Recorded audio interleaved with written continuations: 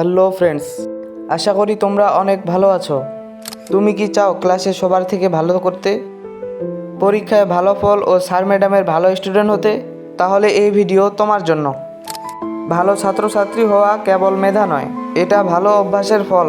আজকে বলবো এমন 7টি অভ্যাস যেগুলো তোমার লাইফ বদলে দিতে পারে। নাম্বার 1, রুটিন মাফিক পড়াশোনা করা।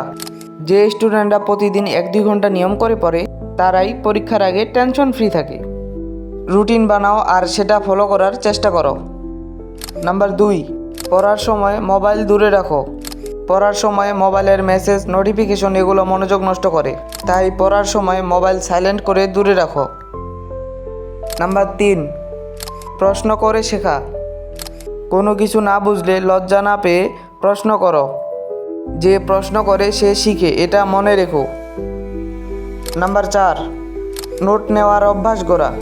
যা পড়ো তার গুরুত্বপূর্ণ অংশ নিজ হাতে লিখে রাখো, এতে মুখস্থ করা সহজ হয় আর মনে থাকে অনেক দিন। নাম্বার 5, রিভিশন করা। শুধু একবার পড়লেই হবে না, সপ্তাহে কম হলেও একবার পুরনো পড়া ঝালাই করে নাও। নাম্বার 6, সময় মতো ঘুমানো ও স্বাস্থ্য ভালো রাখা। রাতে ঠিকমতো না ঘুমালে মনোযোগ কমে যায়, তাই পর্যাপ্ত ঘুম আর হালকা ব্যায়াম খুব দরকার। নাম্বার 7, সব সময় পজিটিভ থাকা। আমি পারবো না এই চিন্তা বাদ দাও, নিজেকে বলো আমি পারবো, আমি চেষ্টা করব। এই বিশ্বাসই তোমাকে অনেক দূরে এগিয়ে নেবে।